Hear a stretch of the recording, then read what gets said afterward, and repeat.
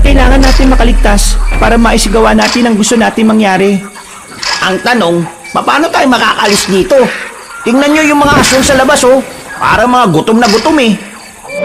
Wala ka talagang alam sa mga ganitong bagay. Bukod sa taksil ka, isa ka rin malaking kahihiyan. Wala ka ng halaga sa akin ngayon. Major, anong ibig nitong sabihin? Hindi ko inakala na papahirapan niyo ako ng ganito ah. Pero ngayon, tatapusin na kita, binatang sundalo. Ikaw ang matatapos ngayon, tanda!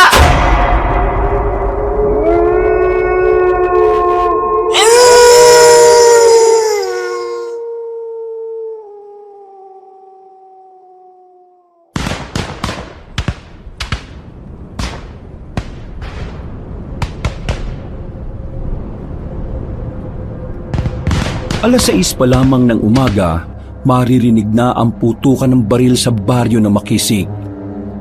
Nagpapalitan na naman kasi ng putok ng baril ang dalawang angkan na matagal nang may alitan. Habang ang mga yun ay ginagawa ang makakaya para may malaga sa kabilang partido, ang mga tao naman ay walang ibang magawa kundi ang magtago sa ilalim ng kanilang mga lamesa. Ang ganitong uri ng sistema ay kinasanayan na ni Arman kahit na mag-iisang buwan pa lang siya sa baryo. Hindi naman kasi bago sa kanya ang putok ng baril. Madalas niya rin ito kasing naririnig sa kagubatan. At kahit siya mismo ay humahawak din ng baril kapag meron silang kalaban. Si Arman ay isang rebelde na pumunta sa kapatagan para magmanman.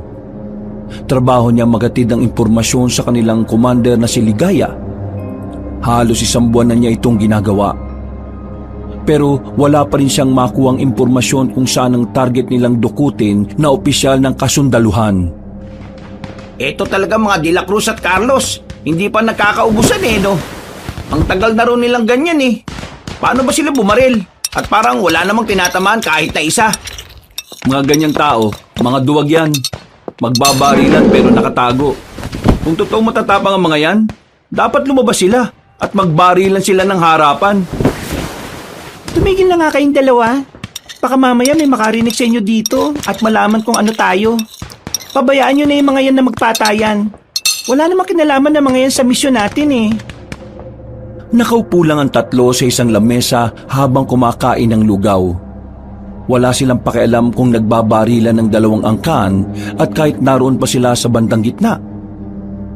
Kahit tinatawag na sila ng tindera, ay wala silang pakialam kung tamaan man sila o hindi. Wala naman silang nararamdamang takot. Base kasi sa kanilang pag-estima, mga hindi naman marunong umasinta ng matino ang mga nagbabarilan. Makalipas ang halos 10 minuto, ay natigil na rin ang putukan. Napatayo ang tatlo nang matanaw na nilang may dumating na mga pulis at mga kasama pang sundalo. Sisimplahan ko lang ng lapit.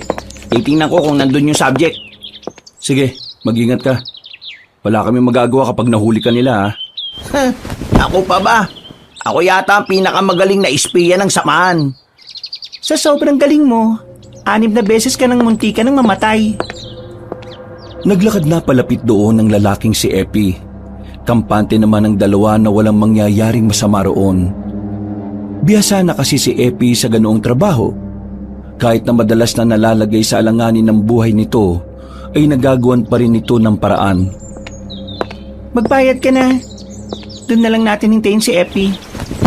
O sige, mauna ka na. Bakit? Anong gagawin mo? Susundan ko si Epi. Kung susunod ka, baka mamaya makahalata pa yung mga sundalong yan. Hindi naman ako lalapit talaga dun eh. Lalapit lang ako ng kaunti. Gusto ko lang din makita at mamukhaan yung mga sundalong yun. Ay nako, bahala ka. Kapag ikaw namatay dyan, wag mo kong sisisihin ha. Oo naman no. Pero mumultuhin naman kita. Ngumisin na lang sa kanya ang babae. Nang makapagbayad na, agad na rin naglakad pa simple si Arman. Medyo malapit na siya sa mga pulis at sundalo na inaasikaso ang dalawang angkan na nagbabarilan. Wala roon ang hinahanap nilang opisyal. Dismayado si Arman, pero wala naman silang pwedeng gawin. Kabilin-bilinan sa kanila ni Commander Ligaya na hanggat hindi sila sinisimulan ng mga sundalo, hindi nila yon sasabayan. Umalis sa mga sundalo at pulis, bitbit ang mga De La Cruz at Carlos. Napalingon na lamang si Arman sa likuran nang tapikin na siya ni Epi sa balikat. Wala pre, negative. Mukha talagang hindi sila sinasamahan dito nung major na yun. Putay pa tayo ng tamang pagkakataon.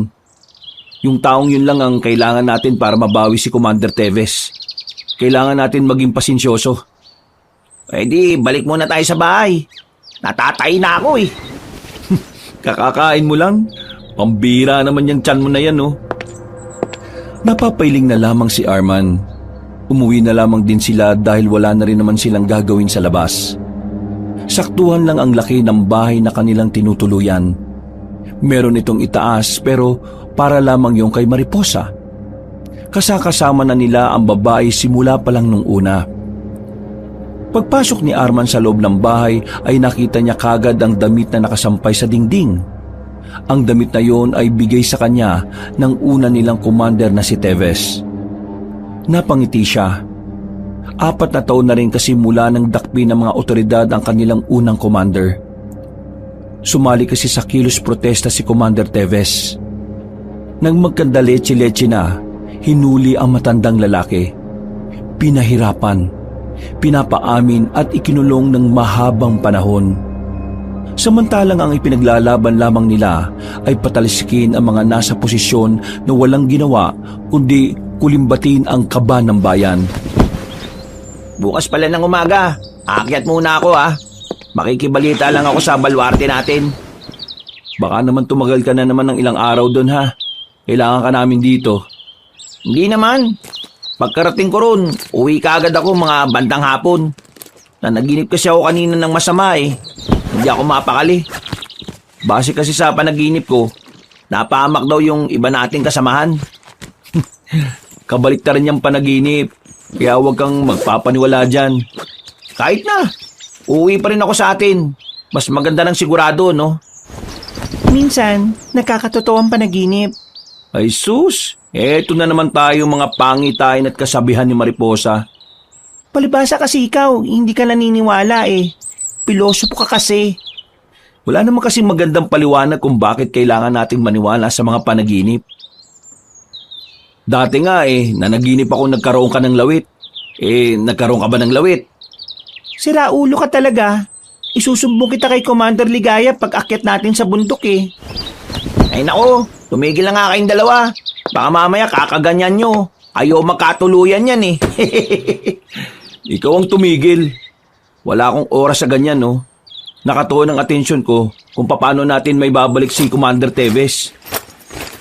Mahilap nga yung taong dapat natin makuha eh. Baka nakakaramdam siya na delikado ang buhay niya rito. Pero magtsatsaga pa rin tayo Darating ang araw na magpapakita rin yan dito. Kailangan nilang ibalik si Commander Teves. Kung hindi, dadanak ang dugo ng mga sundalo at pulis na yon. Ang hindi ko lang naman kasi maintindihan sa gobyernong meron tayo. Bakit nila hinuli yung mga taong mapayapang nagkakaroon ng kilos protesta? Wala namang masama na bumoses, di ba? Yun nga ang bagay na kinamumuhian ng mga kagaya natin at ng iba pa nating kababayan. Kaya galit sa atin ang gobyerno Dahil ayaw nila sa mga taong nagsisimula ng pagkamulat sa kamalayan ng mga tao. Tinatawag nila tayong rebelde dahil taliwas ang paniniwala natin sa kanilang paniniwala. Sa lipunang ganito, kung hindi ka magiging agresibo, pagsasamantalan ka ng mga hayop at makakapalang mga mukha. Kaya nga gagawin natin ang lahat para mabawi si Commander Teves at ipagpatuloy natin ang pagsigaw bilang boses ng masa. Tumango si Mariposa at Epi bilang pagsang-ayon. Mababaka sa kanilang muka ang tapang at pagiging matatag sa kanilang pinaglalaban. Bagay na matagal na rin nilang isinasabuhay. Dahil para sa kanila, kapag wala kang tapang sa katawan, sasamantalahin nyo ng mga taong mapang-abuso. Kagaya na lang ng mga itinuturing nilang kaaway, ang gobyerno. Kinabukasan, 2 lang si Arman at Mariposa sa bahay na tinutuluyan nila. Kailangan nilang magpanggap ng mga normal na tao, kaya lumalabas-labas sila ng bahay. Hindi kasi sila maaring nasa loob lang. Maraming mga tsismosa sa lugar na yon. Baka kung ano pang kumalat na kwento at mapunta pa sa kanila ang atensyon ng mga otoridad. Anong oras na? Hindi pa rin nakakabalik yung siraulo ah. Baka kung saan-saan na naman dumaan. Arman! Mariposa! Oh, bakit ka sumisigaw? Binagsak mo pa yung pinto. May masamang balita! Ha? Ano masamang balita na naman yan? Tumigil ka sa mga ganyang biro mo ah. Baka putokan kita ngayon. Hindi ako nagbibiro. Totoong sinabi ko sa inyo. Wala ka pang sinasabi. Ano ba yun? Yung mga kasama natin na naglakbay, bangkay na nang makabalik. Sobrang daming sugat sa katawan. Wakwak pa ang tiyan. Ang damit, hiwa-hiwa. Walang ibang gagawa niyan, kundi mga sundalong kalaban natin. Hindi nila ginamitan ng barel. Mukhang pinahirapan muna sila eh. Bago sila pinaslang. Mga buwisit talaga mga yan. Oh, anong gagawin mo, Arman? Babawas lang ako ng isa sa kanila. Hindi na kaya ng damdamin kong ginagawa nila eh. Nasisiraan ka na ba ng ulo? Kapag ginawa mo yan, masisira ang mga nasimulan natin. Gugulo at baka mahanap pa nila ang mga kampo natin. Kagawa ka ng malaking gulo na tayo rin naman ang madedihado. Anong madidiyado? Pupuntahan ko lang sila at uubusin ko sila. Sabi mo kanina, isa lang. Makinig ka. Huwag kang tanga ha. Nagpapadalos-dalos ka na naman dahil dyan sa emosyon mo.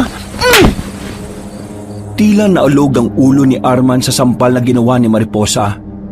Natameme ito at napaupo sa gilid. Napahawak na lamang ito sa pisngi. Huwag ka nga maging isip bata. Hindi to tungkol sa damdamin mo ha. Tungkol ito sa ipinaglalaban ng samahan. Ang ganyang pag-uugali, hindi mo dapat dinadala sa misyon natin. Iniiwan mo dapat yan sa bahay nyo. Pinahawak nila tayo ng baril hindi para gamitin sa katangahan ha. Pinahawak nila tayo ng baril para protektahan ang karapatan at ang buhay natin. Tama si Mariposa, pre. Kumalma ka lang. Binalita ko lang naman ang nalalaman ko eh. Anong sabi ni Commander Ligaya? Pinababalik niya tayo pansamantala sa kampo ngayong gabi. Kailangan niya raw tayo makausap.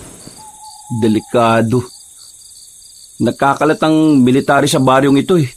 At sa ibang baryo din. May mga gumagala din sa gubat. Kapag nakita nila tayo, iisipin agad nila na rebelde tayo.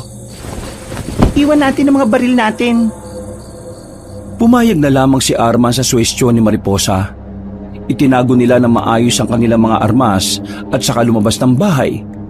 Ang tanging dala lamang nila nung mga sandaling yon ay ang malaking lampara na nagsisilbi nilang ilaw. Pre, napapaisip din ako eh. Paano kung hindi pala mga taong gumawa nun sa mga kasamahan natin? Ha? Pinagsasasabi mo? Ano sa tingin mo gumawa sa kanila nun? Alien? Kasi pre, isipin mo na lang ah. Kung mga sundalo nga ang pumaslang, bakit? Parang gusto mong linisin ang pangalan nila. Wala naman tayong ibang kalaban sa gubat, kundi mga sundalo o pulis. Hindi naman sa nililinis ko ang pangalan nila, pre. Ang akin lang naman, napaka-brutal kasi ng ginawa sa mga kasamaan natin. Kasi kung ako sundalo, uhulihin ko mga yun, dadali sa kampo at iimbestigahan. Kasi sabi daw ng isa nating kasama na naghihingalo, bago daw siya nalugutan ng hininga, nasabi niya na hindi sila nakapagdala ng baril kaya hindi sila nakalaban. Kung wala silang dalang baril, paano malalaman ng mga sundalo na rebelde sila? May punto nga si Epi. Pero malabo pa ang lahat kaya walang saysay kung magtatalo tayo. Ang mabuti pa, bilisan na lang natin ang paglalakad para makaakyat kaagad tayo. Nanahimik ang dalawang lalaki ng mga sandaling yon. Sa kanilang pagpapatuloy, kinabahan sila ng matanaw na may paparating na truck ng mga sundalo. Napagilid sila sa kalsada at napayuko. Buong akala nila ay lalagpasan lang sila ng mga yon. Pero nadagdagan ng kanilang kaba. Nang biglang tumigil ang sasakyan at bumaba mula roon ang isang lalaki na parang kasing edad lamang nila.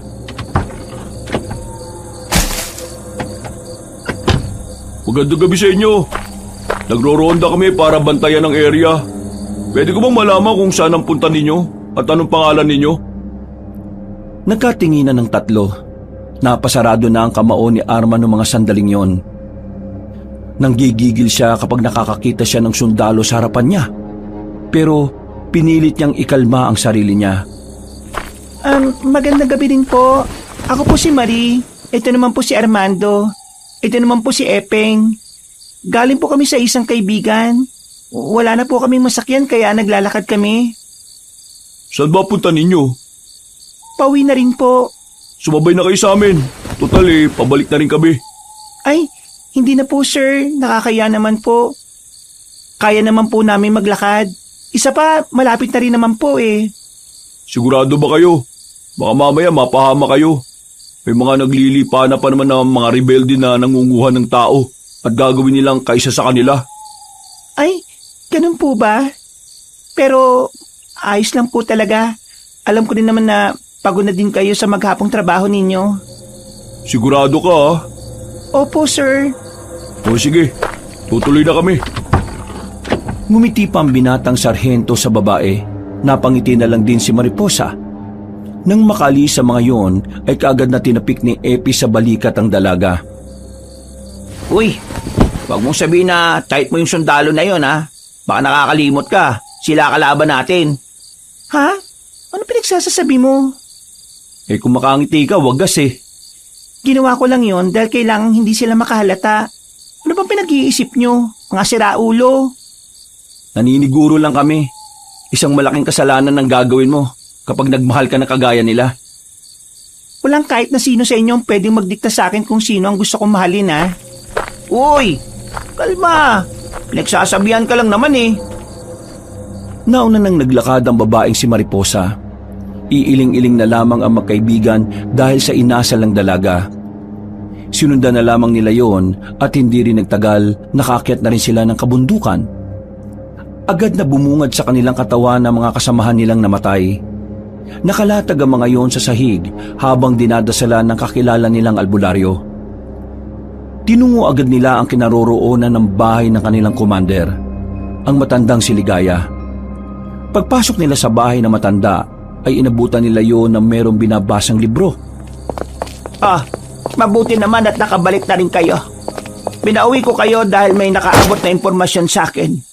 Pero, maupo muna kayong tatlo. Ano pong impormasyon ang sinasabi niyo, Commander? Ang nakalap kong balita, itong mga sundalo raw na ito, nagkaroon sila ng inspeksyon sa mga taong nakita nila na kahina-hinala. Alam na kasi nila ang simbolo ng samahan natin. Hindi ko alam kung papaano nila nalaman yon pero kailangan natin mag-ingat. Yung mga simbolo ninyo, saan nyo pinatatak? Ang sa akin sa dibdib. Akin sa singit. Hindi halata kasi maitim Ang akin naman nasa ilalim ng dibdib ko. Hindi nila yun makikita basta-basta. Mabuti naman kung ganon. Siya nga pala, nakita niyo naman kung anong nangyari sa iba nating kasama, hindi ba? Huwag na muna kayong gumala-gala.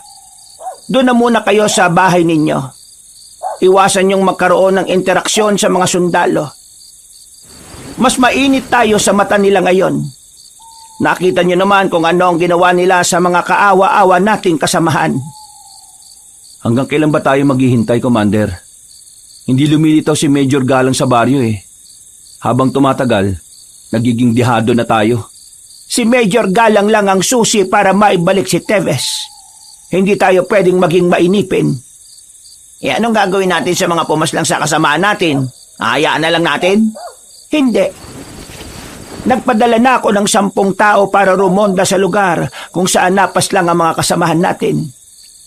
Hahanapin nila ang mga sundalong may sala sa nangyari. Hindi tayo papayag na walang ganti. Commander, payagan niyo na ako. Bibirahin ko ang mga sundalo na gumagala sa baryo.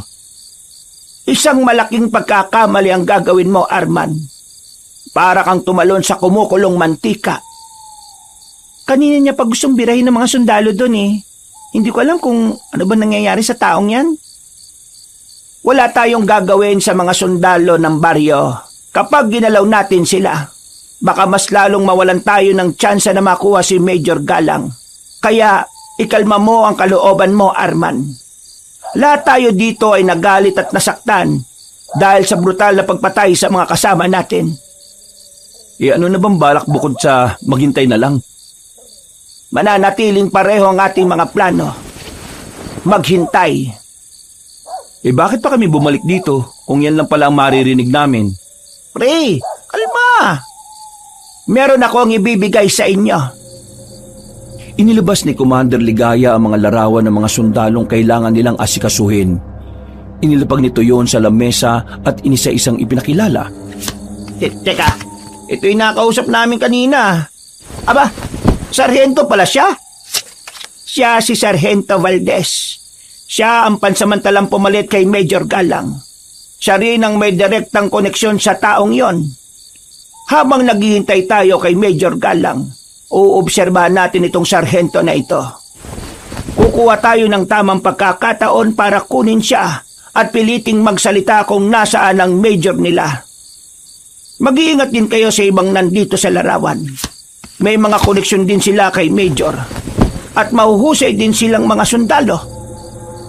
Tumango na lamang ang tatlo.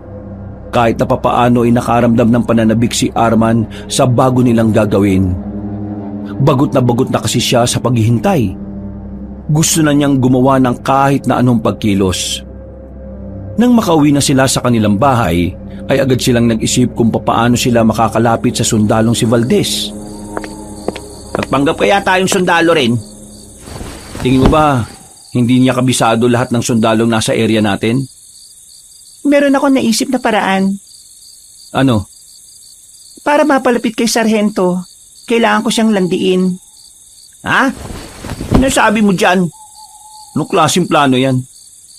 Yun lang ang nakikita kong paraan na hindi siya maghihinala. Ang sabihin mo, type mo lang yung sundalong yon. Gagawa ka pa ng dahilan. Agad na nagsalubong ang kilay ni Mariposa nang marinig ang sinabing yun ni Arman. Otomatikong umalma ang kalooban ng dalaga. Hindi nito matanggap na ganun ang iniisip sa kanya ng dalawa niyang kasama. Ano tingin niyo sa akin, malandi? Na sa gitna ng misyon natin, gugustuhin ko makipaglandian sa mga taong dapat ay kaaway natin? Ganun ba tingin niyo sa akin? Ganun niyo ba ako nakilala? Ito kasi si Arman eh. Yan, nagalit tuloy. Naninigurado lang tayo na hindi yun makakaapekto sa misyon natin. Ang mahirap kasi sa'yo, Arman. Wala ka naman masabing magandang paraan eh. Kokontra ka pa talaga. Hindi naman ikaw ang gagawa. Makikisama ka na lang. Kung makapagsalita ka, parang wala akong inambag sa misyon na to ah. Baka nakakalimutan mong ako lahat nakatuklas sa mga kuta ng military ng mga nakaraang buwan. Ano naman? Hindi naman natin nagamit yung mga yon kasi dito na tayo na malagi. Tama na nga yan. Magsusumbatan pa kayong dalawa. Wala naman tayo mapapala sa ganyan eh. Ayusin nyo kasi mga utak nyo. Kung wala naman kayong masasabing matino tumahimik na lang kayo. Pumasok na lamang sa loob ng bahay ang babaeng si Mariposa. Napabuntong hininga na lamang ang lalaking si Arman. Sa uli ay napagtanto niyang mali rin ang kanyang mga nasabi. Hayaan mo na muna. Ganun lang talaga ang mga babae. Hindi normal na babae si Mariposa. Mag-sorry ka mamaya. Ha? Bakit ako? Ikaw ang kasagutan niya eh. Ikaw na magsabi ng sorry. Magpapahinga na ako. Nauna nang pumasok si Arman at nagtungo sa sarili nitong silid. Wala pang kalahating oras ay nakatulog na rin siya. Kinabukasan ng umaga ay kalmado na rin silang lahat. Napag-usapan na nila ang kanilang gagawin. Pumayag na rin ang dalawang lalaki sa naiisip ni Mariposa na paraan para mapalapit kay Sargento Valdez. Lumabas ng bahay si Mariposa. Maikli ng bahagya ang suot nito para mas madali siyang mapansin. Patungo yun sa headquarters ng mga military na nasa loob lang din naman ng kanilang baryo. Sigurado bang hindi na natin siya kailangan bantayan? Baka mabastos yun ng mga sundalo. Matalino babae sa Mariposa. May tiwala akong kakayanin na niyang mag-isa yun. Tayo, anong gagawin natin? Di balik sa normal na buhay. Sumama ka sa akin sa gubat. Maghanap tayo ulit ng mga tuyong kahoy para gawing uling. O sige, tara na. Kailangan nilang gawin yun dahil yun ang nakikita sa kanila ng mga tao. Pagbebenta ng uling ang pinakilala nila sa mga residente bilang kanilang trabaho. Kaya Ilang minuto lang ang nakalipas, lumabas na rin sila ng bahay dala ang mga sako na kanilang paglalagyan. Pre, tingnan mo. Ang alin? Ito oh. Itong katawan ng puno. Oh, anong meron dyan? Hindi mo ba nakikita? Ito oh. Oh, ano ngang meron? May mahabang hiwa. Yun, dun oh. May hiwa din. Parang malaking kalmot eh. Oy, ano naman? Wala lang. Naisip ko lang na baka may mabangis na nilalang dito sa gubat na gumawa niyan. Mas maniniwala pa akong maraming buhaya sa Maynila kaysa dyan sa sinasabi mo. Pero paano kung totoo ngang may ano? Ano? Wag na. Hindi ka naman maniniwala eh. Ano nga? Pabitin pa eh.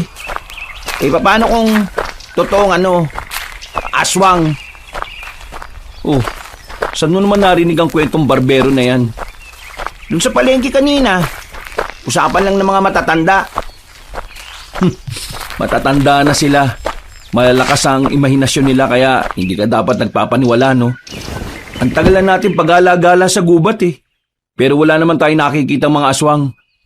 Kahit nga mga bakas lang, wala eh. Kaya walang ganun, no? Pana lang ng mga tuyong kahoy para matuwa naman ako sa'yo. Hindi yung kung ano-ano mga pinagsasabi mo.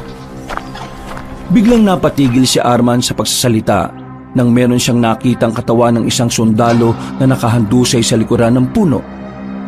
Agad siyang napalingon sa paligid. Sinusuri niya kung bukod sa kanila ay meron pang ibang naroon. Uy, anong problema? Tingnan mo pare oh, may bangkay ng sundalo. Gaagi, anong nangyari dyan? Tingnan mo yung pagkakadapa niya. Ang daming dugo sa ilalim. Pre, nilalangaw yung Pre, labas bituke. Parang winakwak yung tiyan niya, pre. Nagtinigan ng balahibo ni Arman ng mga sandaling yon. Sanay naman siya sa mga bangkay ng tao, pero hindi niya alam kung bakit tila kakaiba ang epekto nun sa kanya. Para bang may kababalagan siyang nararamdaman. Masyadong mahiwaga. Sandali nilang sinuri ang bangkay. Nakumpirma nga nilang kasamaan nga yun ng mga sundalo na nakadistino sa kanilang lugar. Bago pa may ibang makakita, nagdesisyon si Arman na lisanin na nila ang area na yon. Maaari kasing sila ang mapagbintangan kapag sila ang naabutang naroon. Alam kaya nila na ganun ang nangyari sa kasamaan nila? Hindi natin sigurado. Pero ang mahalaga, wala na tayo ron. Ang iniisip ko lang sino kayang pumaslang sa sundalong yun?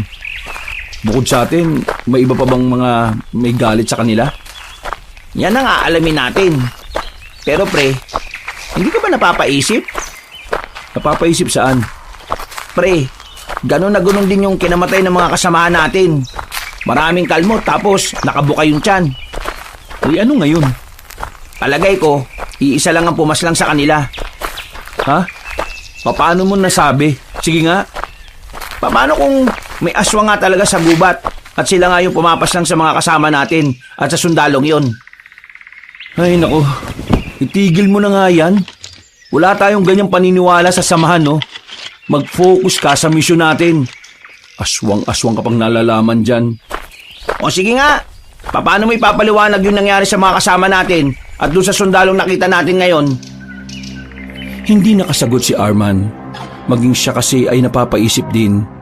Pero kahit na ganon, hindi pa rin niya nakumbinsi ang kanyang sarili na totoo nga ang mga aswang. Pinagpatuloy na lamang nila ang pagkuha ng mga tuyong kahoy. Nang mapuno na nila ang tig-isang sako, ay agad na rin silang bumalik ng kanilang baryo. Ilang oras lang ang nakalipas, meron ng ibang nakakita sa bangkay ng isang sundalo. At dahil naman dito, mabilis na kumalat ang balita sa buong lugar. Nakarating na rin yun sa headquarters ng mga sundalo. Habang nagbabalot ng uling ng dalawang binata, ay dumating na rin si Mariposa. Base sa mukha nito ay dismayado ito ng bahagya. Oh, bakit ganyan ang mukha mo? Anong balita? Oh, baka mamaya magsagutan na naman kayo ah. Maakit ko na sana siya kaso bigla silang naalarma. May nakarating na impormasyon sa kanila na may isa sa mga kasama nilang pinatay. At walang ibang pinagbibintangan kundi mga rebelde. Alam na namin ang tungkol dyan. Sa katunayan, kami ang unang nakakita niya sa gubat. Sa narinig ko, brutal daw ang pagkakapatay eh. Hindi naman tayo ganun magtrabaho, di ba? Isang bala lang sapat na. Pero yung bangkay, halos magkandalasog-lasog na raw. Malakas talaga. Oo, tigil mo yan ha. Hindi yan ang gusto ko marinig. Ha? Ano ba yon? Ito kasing si Epi. Puro aswang ang sinasabi. Nakakairita na. Sabay-sabay silang napalingon sa labas nang marinig nila ang yabag ng paa ng mga sundalo. Nakaalarma ang mga yun. Kumalat ang military sa kanilang baryo at nagkaroon pa ng mandatory checking sa mga bahay ng mga taga roon. Nang nasa kanila na ang military para magsuri, hindi maiwasan ni Arman na hindi kabahan. Sa oras kasi na makita ng mga yun ang tinatago nila mga baril, tapos na ang kanilang buhay. Kaya naman walang humpay ang panalangin ni Arman sa kanyang isip na sana walang makita mga militar. Sarento, ano ba nangyayari? Bakit kailangan yung tingnan ng bawat bahay sa baryo? Meron kaming hinahanap na masasamang tao eh. Kailangan namin silang mahuli bago pa sila makagawa ng mas makasalanang gawain. Sinabi ko naman kasi sa iyo eh. Wala rito ang hinahanap nyo. Kaano-ano mo yung dalawang lalaking yan? Ito si Armando, pinsan ko po. Ito naman po si Epeng, pinsan ko rin po. Ah, ganun ba? Sir, ano pong nangyari? Narinig po namin kanina sa usap-usapan. May isa raw po sa kasama ninyong natagpuang wala ng buhay. Hindi kami pwede maglabas ng info sa ibang tao na hindi parte ng organisasyon. Pero iniimbestigahan na namin ang nangyari at sinisimulan namin yon sa pag-inspeksyon sa mga bahay. Kung sakaling meron kayong makitang tao na kahinahinala, sabihin nyo kaagad sa amin ha. Sir, kailan ka libre? Gusto ko sanang yayain ka na kumain sa labas eh.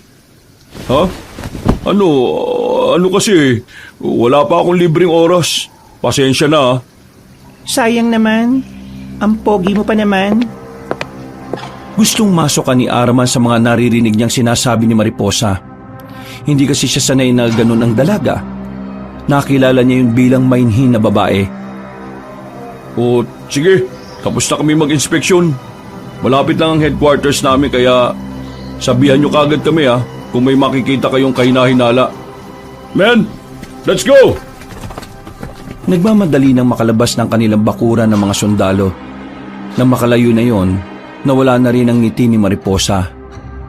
Balik na sa pagiging seryoso ang ekspresyon ng mukha nito.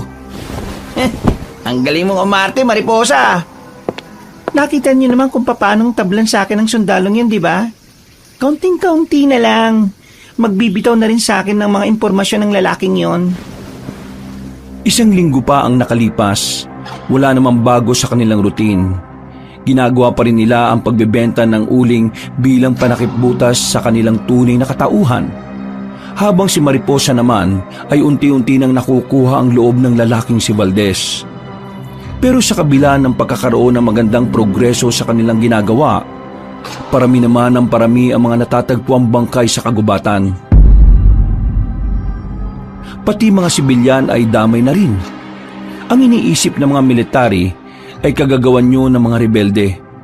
Sila ang nadidiin sa mga pagpatay kahit wala rin naman silang kaalam-alam sa ganoong bagay. Kaya naman, naging mas mainit sila sa mata ng mga militar. Mas lumiit ang mundo nila pagdating sa kagubatan. Dahil base sa huli nilang pagkakaalam, dumami ang mga sundalo na gumagala sa mga kagubatan para hanapin ang mga rebeldeng kagaya nila. Pre, mukhang delikado mga buhay natin ngayon. Ang dami nila. Mas dumami sila kumpara nung una eh. Mas maganda ngang maalarma sila eh. Baka kapag nataranta sila sa mga nangyayari, saka naman magpakita yung major nila. Anong mas maganda? Ang hirap gumalaw. Ang hirap magpanggap na normal na tao. Anong mahirap? Huwag ka lang magdala ng baril, normal na tao ka na. Tingnan mo mukha mo, di ka nga mukhang makabasag pinggan eh. O si Mariposa, ayan na oh. Oh, kumusta? Anong nalaman mo? Si Major Galang, darating mamayang gabi. Manggagaling sila sa Barrio San Diego. Malamang, dadaan sila sa kalsada ng Remedios. Kailangan malaman nito ni Commander Ligaya. O sige, ako nang uuwi para ipaalam sa kanila. Hindi, ako na. Ako na! Ang tagal mo makabalik palagi eh. Kaya ako na. Pabayaan mo na si Mariposa. Dito ka sa akin. Kailangan kita ngayon, Epi. Nung gabing yun ay umalis si Mariposa ng baryo. Naiwan naman ng dalawang lalaki sa bahay nila. Kagaya ng sinabi sa kanila ni Commander Ligaya, hindi sila lumalayo ng kanilang bahay para makaiwas sa pagdududa. Oh, saan ka pupunta? Lalabas. Bibili ng katol. Malamok ngayon eh. Buti na isipan mo. Tinatamad kasi ako ngayon lumabas kaya ikaw na lang. Pang sa akin lang yung bibiling ko, no? Uy, gara mo naman. Bahala ka. Tahimik na ang kapaligiran nang lumabas ang binatang si Arman. Meron siyang dalang maliit na kutsilyo na nakasuksok sa tagiliran. Nang matanaw na niya ang tindahan, nakita niya roon ang sundalong si Sargento Valdez. Wala naman siyang balak sanang kausapin ng lalaking yon, pero ang sundalo mismo ang nagsimulang kumausap sa kanya. Oh, ikaw yung pinsan ni Mariposa, di ba? Bakit nasa labas ka pa? Hindi mo ba nabalita na meron tayong curfew? Mabuti na lang at wala pa si Major Galang. Nako, kapag nakita ka noon, dadamputin ka talaga. Pero dahil naman ako ang nakakita sa'yo, ayos lang yan. Akong bahala sa'yo. Bibili ka lang naman, di ba? Yes sir. Ang dami kasing lamok eh. Kailangan ko ng katol. Kung sa bagay, doon din sa headquarters ang daming lamok eh. Ikaw si Armando, di ba? Yes sir. Bakit sir? Kapangalan mo kasi yung lolo ko eh. Sundalo rin siya. Magre-retiro na sana siya kaso namatay siya sa ambush. Kalaban nila mga rebelde eh. Pero alam mo bang kahit napatay siya ng mga rebelde, nakangiti pa siya? Bakit naman sir? Ang sabi kasi ng lolo ko, masaya siyang mamamatay kung sa labanan siya mamamatay. Ayaw niyang mamatay sa sakit eh. O di ba? Para siyang siraulo. Pero kahit na ganun, doon kuminana sa kanya yung pagiging maunawain sa saloobin ng mga rebelde. Sinasabi niyo ba sir na naiintindihan niyo ang pinaglalaban ng mga rebelde? Naiintindihan ko kung ipapaintindi sa akin na maayos. Ito mga rebelde na kumakalaban sa amin. Sinusubukan namin silang kausapin pero bago kami makalapit, nagpapaputok kagad. Sa totoo lang, hindi ako galit sa mga rebelde. Wala akong sama ng loob sa kanila. Kaya gumagamit ng dahas sa mga rebelde ay dahil desperado na silang mapakinggan. Bago sila naging marahas, naging mainaon muna sila ng mahabang panahon. Ang ibig ko sabihin, napunot na ipon ng sama ng loob nila kaya sila ganun. Sa pananaw niyo, masasama ba ang mga rebelde? Iba-iba naman ang mga rebelde. May masama, may mabuti. Nagiging masama ang mga rebelde kapag ang pinaglalaban nila makakasira sa nakararami.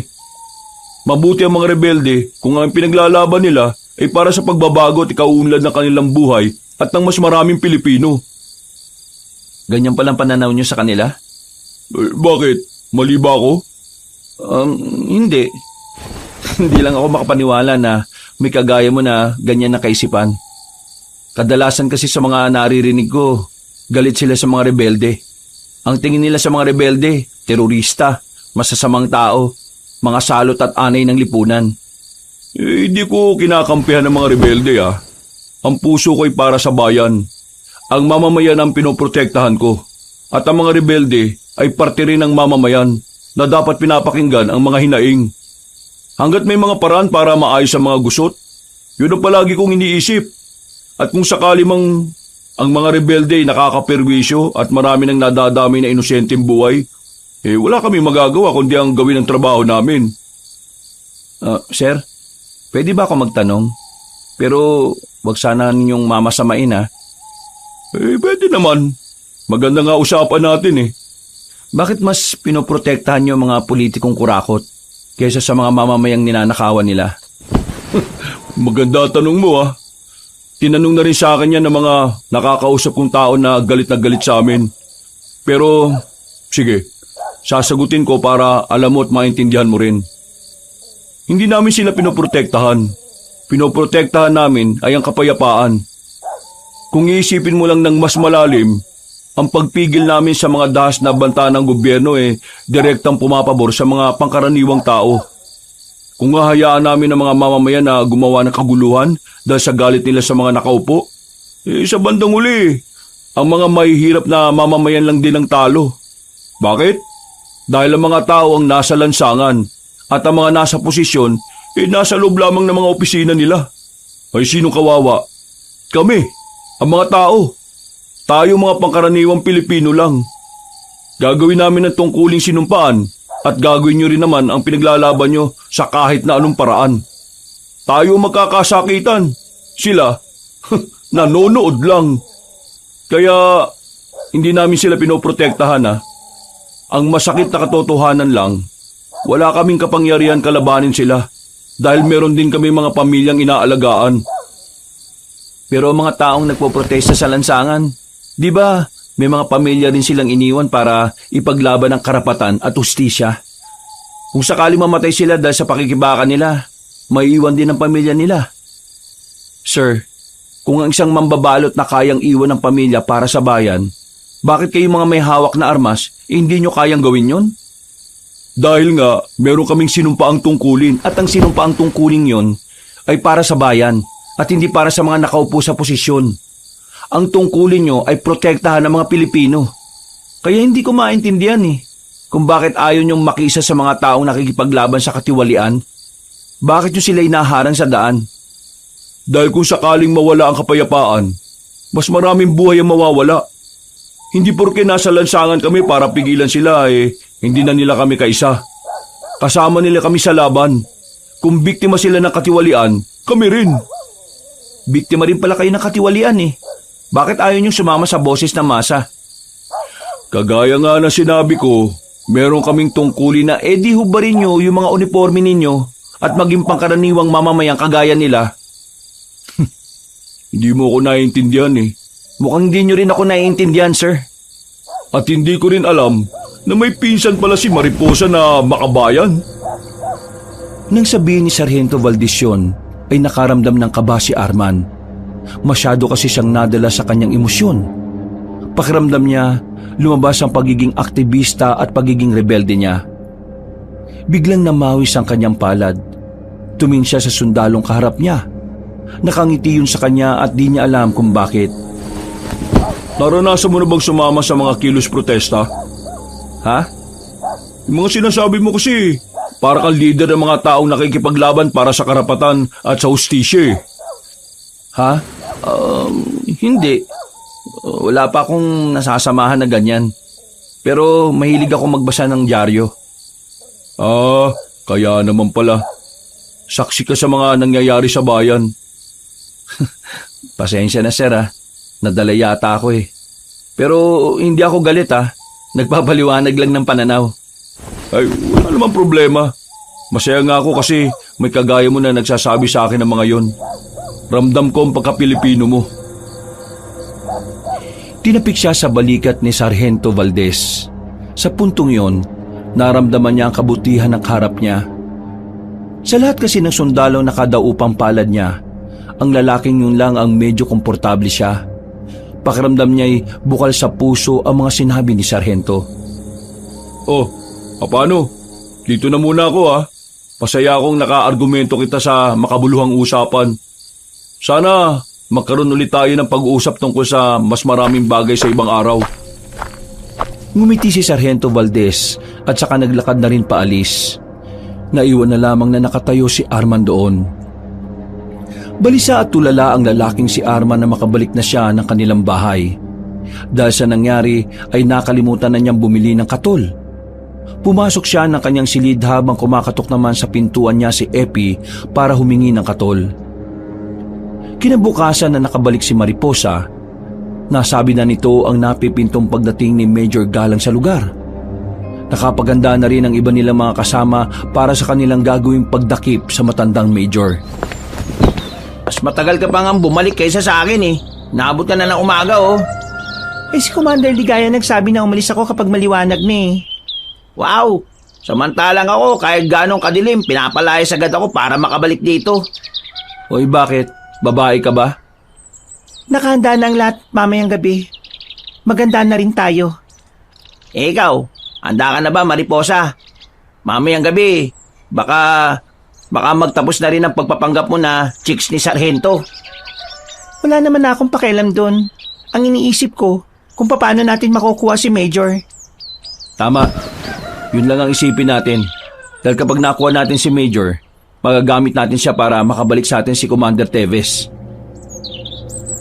Pagkatapos nilang kumain ay sinarado na nila ang mga bintana at pintuan. Sinimulan na nila ang paglilinis sa kanilang mga baril. Maya-maya pa, palihim na rin silang umalis ng bahay. 6:00 pa lang ay umalis na sila roon. Pumeso na rin sila agad sa kalsada ng San Remedios. Mga 7:00 na. Wala ba talagang eksaktong oras ang pagdaan nila dito? Bakit ka ba atat na atat? Maghintay ka nga. Hindi ba natin mga kasama? Nandyan na ba?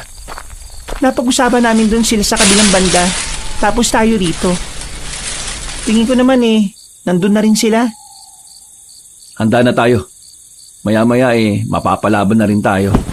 Tandaan nyo kailangan natin pumasla ngayon para makuha yung dapat makuha. Walang makukonsensya. Mas marami na silang pinaslang nakasamahan natin Ito na rin ang tamang pagkakataon para makaganti. Isang malalim na paghinga ang nagawa ni Arman. Bigla na lamang niyang naisip si Sargento Valdez. Sa hindi malamang dahilan, tila hiniling niya na sana hindi kasama ang sarhento sa tatambangan nila. Naghintay pa sila ng halos kalahating oras. Mga ilang sandali lang, nakarinig na sila ng sasakyan na paparating. Hindi nga sila nagkamali. Mga armored vehicle yon ng military. Hindi nagtagal, tila kinabigla ng mga sundalo ang ginawa nila. Pero agad na nakadepensa ang mga yon. Ginantihan sila ng putok. Mas malakas at mas pulidong depensa ang sinukli ng mga sundalo sa kanila. Kahit na mas nauna sila sa pagpapaputok, wala silang napatumba kahit isa. Tila batid ng mga sundalo ang planong yon, kaya nakapaghanda sila. Niretret sila ng mga sundalo. Gumunti naman sila ng putok, pero mas sistematiko ang ginagawa ng kanilang kalaban. Nang mapansin nilang nakakaabante na ang mga sundalo paakyat sa kinalalagyan nila, dito na sila nakaisip na umatras. Atras! Atras! Hindi natin kakayanin ang mga yan! 3 lang tayo rito Bilis! Bilisan nyo! Visit! Palpak tayo! Tumakbo sila papasok ng kagubatan. Hindi pa sila nakakalayo ay natanaw na nila ang mga sundalong nakabuntot na sa kanila. Pinagbababaril sila ng mga yon. Agad naman silang gumanti. Sa halos 1 oras nilang pakikipagbarilan sa mga sundalo, unti-unti na rin nilang nararamdaman ang pagiging dihado. Konti na lang ang bala nila. Bukod sa wala naman silang ibang kasama dahil nasa kabilang banda ang iba, hindi rin nila nakabisado ang daan paalis. Visit! Sino bang nagplano ng ganito? Bakit parang ako sinisisi mo? Yung mga opisyal at si Commander Ligaya ang nagplano nito. Sumunod lang ako, no? Nakakainis. Nasa alanganing sitwasyon tayo Malapit na ako maubusan ng bala, pero sila, buhay na buhay. Wala na tayong magagawa. Sasabay tayo sa kahit na anong paraan na pwede natin subukan. Nang maubusan na sila ng bala, wala na silang nagawa kundi ang gumilid sa tabi ng malaking puno. Hindi sila makalabas dahil sa walang humpay na pagpapaputok sa kanila. Mga ilang sandali lang, hindi na rin sila nakatakas pa. Pinalibutan sila ng mga sundalo na may matataas na kalibre ng baril. Lahat ng yun ay nakatutok sa kanila. Kasama nila si Sargento Valdez. Nang tutukan sila ng ilaw, nakita na ng tuluyan ang kanilang mga mukha. Huwag niyo na subukan kumilos na masama! Itaas yung mga kamay ninyo! Marahang lumapit ang mga sundalo. Tinalian agad ng mga yon ang kamay nilang 3 at pinaluhod. Tama nga hinala ko. Mga rebelde kayo. Alam mo na ang katauhan namin? Nung bigla kang lumapit sa akin, nagsagawa na ako ng obserbasyon sa'yo. May mga tao kong pinakilos para alamin kung sino kayong 3. Dahil wala kami makuhang matinong record sa pamunuan ng barangay tungkol sa inyo, nagsimula na akong maginala sa katauhan ninyo. Alam mo ng mga rebelde kami nung nakausap tayong dalawa? Oo, alam ko na yun. At ginamit ko yung para malaman ang hinaing mo bilang parte ng kilusan. Manluloko ka rin pala kagaya ng mga ibang sundalo at pulis. Hindi kita niloko. Nagpakatao ako nang pinakinggan ko ang hinaing mo. At kahit na alam ko na kung sino ka, hindi kita kaagad hinuli. Kasi gusto kong huhulihin kita kapag suot mo na ang damit ng pagiging rebelde at hindi ang pagiging pangkaraniwang tao. Mukhang mabait ka naman pala eh. E di palayain mo na lang kami. Hindi pwede. Meron kayong paglabag sa batas at kailangan yung pagbayaran yun. Ang sabihin mo, tuta kayo ng gobyerno. Wala kayong ibang kayang gawin kundi sundin ang mga utos nila. Hindi nyo ginagamit ang mga utak nyo eh. Para kayong mga aso na kapag inutusan ng amo kung sino kakagatin kakagat talaga. Wala kang pinagkaiba sa mga tiwaling hindi mo ko kilala. Wala kang karapatang husgahan ng dangal ko bilang alagad ng batas. Dapat magpasalamat pa kayo sa akin eh. Kung si Major Galang ang nakahuli sa inyo, kanina pa dumanak ang dugo ninyo. Bakit hindi mo pa kami patayin? Kasi papahirapan nyo muna kami para umamin kami ano? Oo, kailangan pa namin makuha ang mga nalalaman ninyo. Kung talagang naiintindihan mong hinaing ng mga kagaya namin, di pakawalan mo kami. Pasensya ka na, Mariposa. Ginagawa ko lang ang trabaho ko. Kagaya na lang din ang pagsunod nyo sa tungkulin na meron kayo. Hindi tayo magkagaya. Kami, may sarili kaming prinsipyo at pinaglalaban. Kayo, pinaglalaban nyo kaligtasan ng mga tiwaling tao. Dun, sa bahay na yun. Dali ng mga yan. Kinaladkad ng mga sundalo ang tatlo patungo sa abandonadong bahay na malapit doon. Pumasok sila roon para sumilong. Binuksan ng mga sundalo ang daladala nilang malalakas na ilaw pagkatapos itali sa haligi ang tatlong rebelde. Tingnan mo, pati yung Panaw nakikisama sa amin, no? Kasi alam ng Diyos na tama ang pinaglalaban namin. Wala naman ako sinabi na mali ang pinaglalaban nyo eh. Mali lang ang pamamaraan ninyo. Kahit na anong sabihin mo, hindi yun magiging mahalaga sa amin. Hindi namin pakikinggan ang tuta ng mga taong hindi rin naman nakikinig sa amin. Hindi na nagsalita pa si Sargento Valdez. Kahit na daldal pa sila ng daldal. Pagkatapos ng halos 20 minutos, tumila na rin ang ulan. Lalabas na sana sila para dalhin na sa kampo sila Arman pero bigla na lamang silang nakarinig ng malalakas na hiyaw na parabang mula sa mababangis na hayop. Nagkakatinginan ng mga sundalo. Pare-parehong walang ideya ang mga yon. Ano yun? Mga aswang! Mga aswang? Pinagsasabi mo, Mariposa. Kaya inumaga na ako ng uwi kagabi dahil sa mga aswang na yan. O paano mo nasabi na aswang ang mga naririnig natin ngayon? Nakita ko sila sa gubat habang hinahabol ang mga ngaso. May itim na tao, mahaba ang kuko at naglalabas ng nakakatakot na tunog. Para mga mababangis na leon na hindi pinakain ng maraming taon. Seryoso ka ba talaga, Mariposa? Kung ayaw niyong maniwala, bahala kayo. Basta sinabi ko na sa inyo kung anong hinala ko. Men, check the area.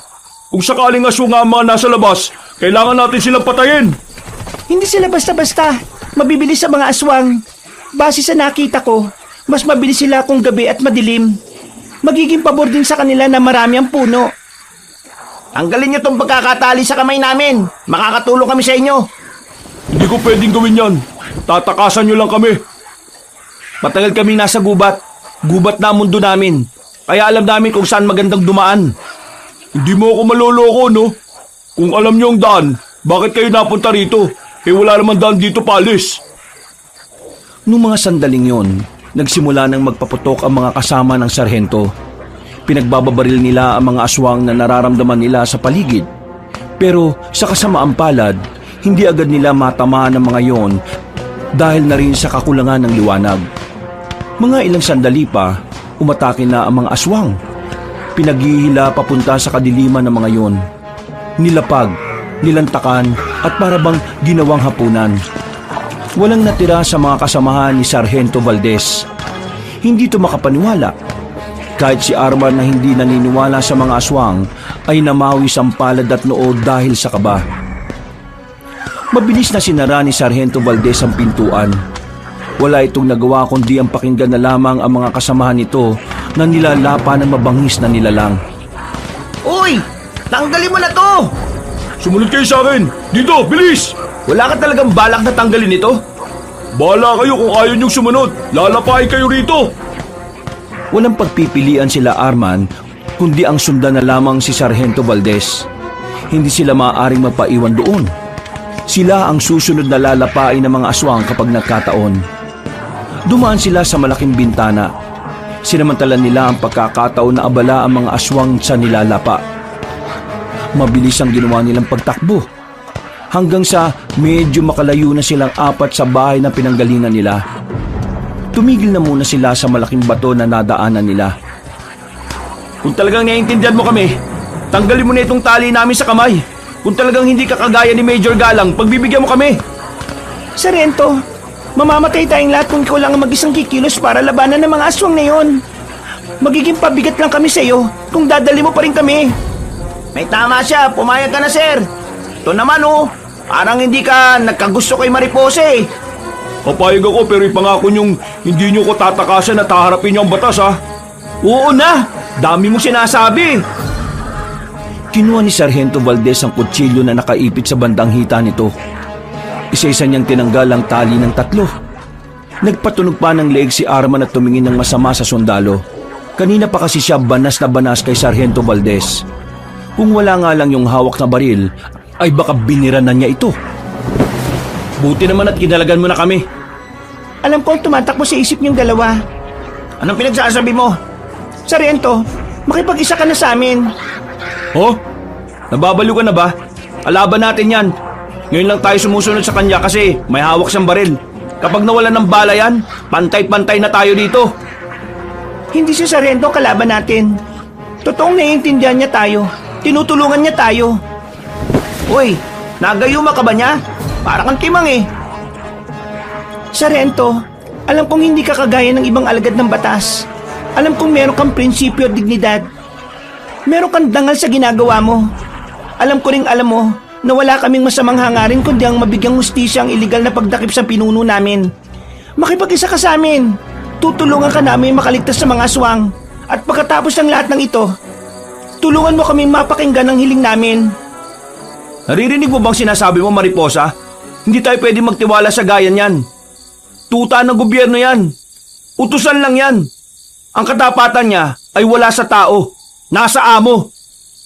Hindi ako kagaya ng sinasabi mo, Arman. May sarili akong pananaw. Patunayan niyo lang sa akin na hindi masamang organisasyon ninyo. Tutulungan ko kayong maiparating ang boses niyo sa palasyo. Hindi kami naniniwala sa iyo. Kagaya ka rin nila. Pare-pareho kayong lahat. Pinagpapapatay niyo ang iba naming kasamaan kahit na gusto naming idaan sa maayos na usapan ng problema. Sila yun. Hindi ako kasama doon. At wala akong magagawa sa bagay na yun. Iba ang pananaw ko. Iba rin ang kanila. Sa maniwala kayo at sa hindi, tinutulungan ko ang mga nakakulong at hinuli ng iligal. 4 na taon na nakakalipas. Pero wala rin ako magawa dahil hindi mahalaga ang boses ko sa kanila. Sinasapawan lang ako ng mga mas nakakataas sa akin eh. Kaya kung iniisip nyong wala akong pakialam sa pinaglalaban nyo, nagkakamali kayo dyan. Kaya kong patunayan yan kung papayag kayong maging kaisa nyo ko. Makikipagkaisa ka sa amin? Magiging rebelde ka rin? Hindi ko kailangan maging rebelde para maging isa sa inyo. Sapat ng alam ko at naiintindihan ko ang pinaglalaban ninyo. At kung paano ko ito tatanggapin bilang parte ng realidad. Arman, isang tabi mo muna ang galit mo. Ilabas natin ang pagiging rebelde at pagiging sundalo niya rito. Isipin mo na lang na may mga pangkaraniwang mamamayan tayo dito na biktima ng katiwalian. Napapailamos na lamang sa ulo ang binatang si Arman. Kahit na ayaw nito sa sundalo, kailangan nitong tanggapin ang katotohanan na kailangan din nila ang sarhento. Lihim itong napamura at tumingin ng masama kay Sargento Valdez. Napailing ito sandali at sa huli, pumayag na lang din ito. Oo na. Basta kapag nalaman kong isusuplong mo lang din kami sa huli, humanda ka sa akin ha. Total ayos naman Ang isipin natin ngayon kung paano natin tatakasan ng mga aswang na humahabol sa atin. Nakakatiyak ako na hindi nila tayo titigilan ngayon. Mahirap ding makaalis na lang dito ng basta. Gubat to. Parang palaruan lang nila ang lugar na ito. Bumalik tayo dun sa bahay. Anong klaseng pag-iisip yan? Nakita mo naman kung paano nilalapain ng mga kasama ko, di ba? Bakit pa tayo babalik doon? Kailangan natin ng armas. Nandun ang mga armas sa mga kasamaan mo, di ba? O baka takot ka lang magkaroon kami ng armas kasi iniisip mo na baka tuluyan ka namin. Kung yan ang gusto mo, edi sige, bumalik tayo ron. Yan! Yan ang gusto ko, matapang! Kahit natutol si Mariposa sa ideyang yun ni Arman, ay wala rin itong nagawa. Nagkasundo ang tatlong lalaki kaya agad naman silang umalis. Kahit na alam nilang delikado, wala silang inurungan. Maingat ang kanilang bawat paglakad dahil sa dulas ng kanilang dinaraanan. Pagbalik nila sa bahay na kanilang pinanggalingan, inabutan nila ang ilang bangkay na lasog-lasog ang katawan. Nakaramdam ng awa si Sargento Valdez para sa kanyang mga kasamahan. Habang sila Arman naman ay hindi maiwasang hindi masuka sa mga nakikita. Nagkalat din kasi ang mga laman loob ng mga biktima. Kunin niyo lahat ng pwede magamit. Baka marami-raming aswang ang makalaban natin. Kailangan natin makasabay sa labanan ng mas matagal. Sargento, kilos na! Kahit anong titig mo dyan, hindi na mabubuhay ang mga kasama mo. Ayusin mo pananalita mo ah. Alam kong galit kayo sa mga sundalo pero yung mga kasama ko ay may mga pamilya ring naiwan.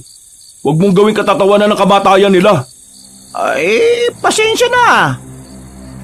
Padabog na pinagdadadampot ni Sargento Valdez sa mga baril at nauna na rin naglakad. Uy, umayos ka kayong dalawa. Hindi na kayo mga bata para sabihin ko pa kung ano ang tama at mali ah. May sarili kayong mga utak. Gamitin ninyo. Napapakamot na lamang sa ulo si Epi, habang si Arman naman ay wala lang pakialam. Sa pagpapatuloy ng kanilang paglalakad ay inakala nilang hindi na sila masusundan pa ng mga aswang. Pero nang sumabit ang braso ni Epi sa nakausling sanga ng puno, dito na nagbago ang ihip ng hangin. Dumugo ang braso ni Epi at ito ang naging dahilan kung bakit sila naamoy ng mga aswang. Wala pang 5 minuto, naririnig na naman nila ang mababangis na angil ng mga nilalang. Habang tumatagal, palakas ng palakas. Indikasyon lang na palapit na yun ang palapit sa kanila. Visit ka, Epi. Dahil sa'yo kaya tayo naamoy ng aswang eh. Naamoy nila yung dugo mo. Ha? Mabaho ba tong dugo ko? Mauna na kayo. Susubukan ko silang harapin. Bida-bida naman to. Pwede ka namang sumabay sa amin eh. Kung sa bagay, kung sasabay ako sa inyo, maabutan nila tayong lahat. Mauna na kayo, susunod ako. Bakit mo ba ito ginagawa? Gusto kong patunayan na hindi ako gaya ng ibang sundalo na iniisip ninyo. Sira ulo. Hindi mo kailangan mamatay para patunayan yun, no? Hinila ni Mariposa ang sarhento at sabay-sabay na silang umalis. Mga ilang minuto lang ang nakalipas, bigla namang may humila sa paa ni Mariposa. Mabuti na lamang at alerto si Arman. Hindi lang niya pabalik ang babae. Pinagbababaril niya ang aswang na mabilis namang nakapasok sa loob ng halamanan. Formation! Pinagsasabi nito. Pagtalikuran tayo. Depensa para hindi sila makalapit. Sundin nyo na lang. Mas may alam yan kaysa sa inyo. Sinunod nila ang sinabi ni Sargento Valdez.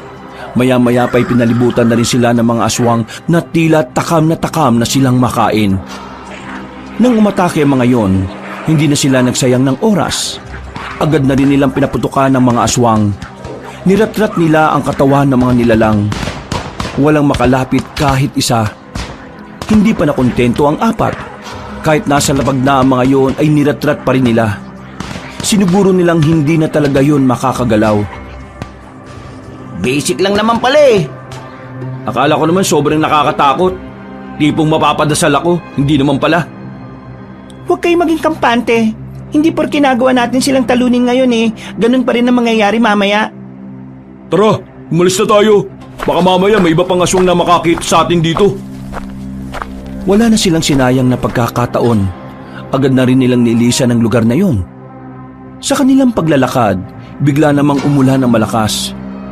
Mabuti na lamang ay meron silang nadaanan na bahay sa gilid ng kalsada. May ilaw sa loob. Dali-dali silang lumapit doon para makisilong sa tapat. Baka magalit naman yung tao sa loob kapag nalaman nandito tayo sa tapat nila. Akong bahala. Kakausapin ko sila. Makailang ulit na kinatok ni Sargento Valdez ang pintuan. Mga ilang sandali lamang ay bumukas na rin yon. Isang matandang lalaki ang bumungad sa kanila.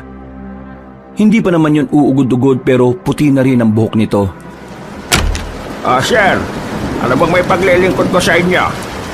Sargento Valdez, dito kami na destino sa probinsya ninyo. Partikular sa area na ito at sa kabila. Baka po pwedeng makisilong muna. Inabutan na kami ng ulan eh.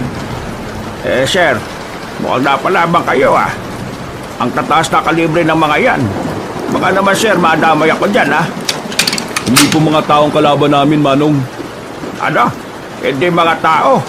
Ano pong ibig nyo sabihin, sir? Hindi ko alam kung maniniwala kayo pero mga aswang po ang kalaban namin. Hinahabol nila kami kanina eh. Pero naubos na namin sila. Ang kailangan lang talaga namin masisilungan. Pasama kasi ang panahon eh. Aswang makabong nakalaban ninyo. Ay nako, pasok! Pasok na! Dali! Mukhang may nalalaman po kayo sa aswang base sa reaksyon nyo Ay nako, ako pa ba? Matagal na akong pag-alagala sa gubat. Ilang beses ko lang nakita mga yan Kung ilang beses nyo na silang nakita, ano pong ginawa niyo at bakit ilang beses din kayo nakaligtas? Tuwing makikita ko sila, hindi nila ako nakikita. Puro aksidente pagkakataon lang. Minsan, nagigib lang naman ako ng tubig. Makikita ko silang may bit-bit na tao. Wala nang buhay. Tapos, ang usapan nila, gagawin nilang sisig yung bit-bit nila. Basta, ang dami ko pang naranasan. Malakas lang talaga siguro ako sa Diyos kaya hindi ako napapahabak Pero may pagkakataon na muntikan na nila ako makuha. Buti na lang kako, may mga dumating na mga ngaso. Ayun, nag-alisan yung mga aswang.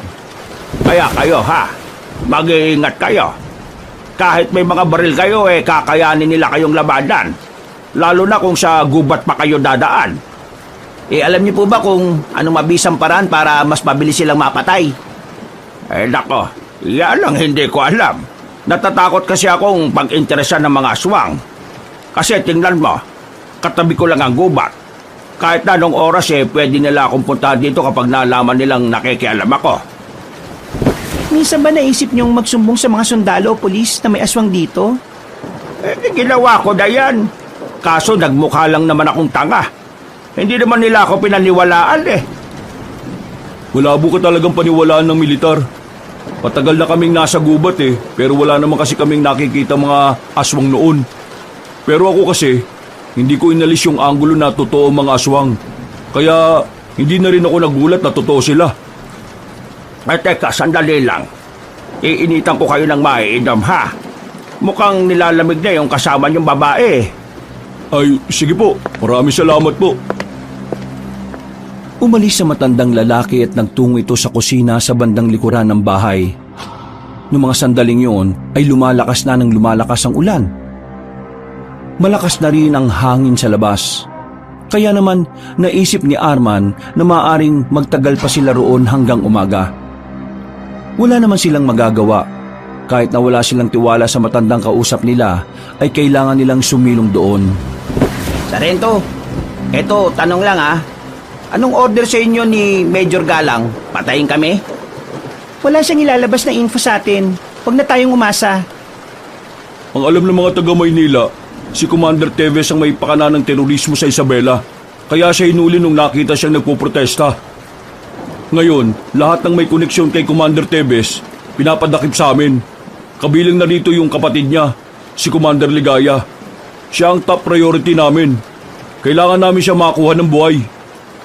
Pero wala kaming koneksyon sa terorismo. Mga pangkaraniwang rebelde lang kami na nakikipaglaban para sa karapatan ng mga kagaya naming probinsyano. At nakikipaglaban sa katiwalian ng mga taga Maynila.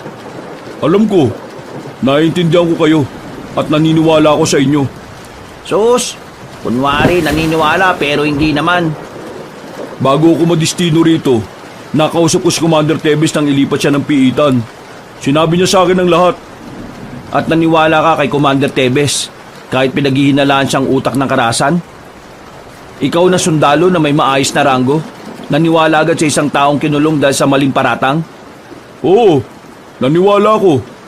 Dahil si Commander Tebes ay dating kaibigan ng lolo ko. Magkakilala si Commander Tebes at ang lolo mo? Kalokohan. Paano naman magkakaroon ng kaibigan si Commander Tebes na isang sundalo? Alam niyo naman siguro na dating sundalo rin si Commander Tebes, di ba? Bago siya ma-discharge sa serbisyo. Marami silang napagdaanan noon sa Visayas. Nawalan lang sila ng koneksyon sa isa't isa nung matanggal si Commander Tebes sa serbisyo. Anman, mukhang yung lolo nga niya siguro yung sinasabi ni Commander Tebes noon na bukod tagi sa lahat ng sundalo. O sige, anong alias ng lolo mo? Alias Tiger. Eh di siya nga. Totoo mga sinasabi niya. Sapat na bang dahilan yun para pagkatiwalaan niyo na ako? Napabuntong hininga na lamang si Arman. Habang tumatagal, nawawala na ang inis niya sa sarhento. Aminado rin naman siya na kahit papaano ay nakakatulong sa kanila si Sargento Valdez. Mga ilang sandali lang, bumalik na rin ang matandang lalaki. Daladala na nito ang 4 na baso ng kape. May kasama pang kamoting kahoy. Nako, nakalimutan ko magpakilala. Ako nga pala si Roberto. Mang Roberto na lang ang itawag niyo sa akin, ha? Mariposa naman ang pangalan ko.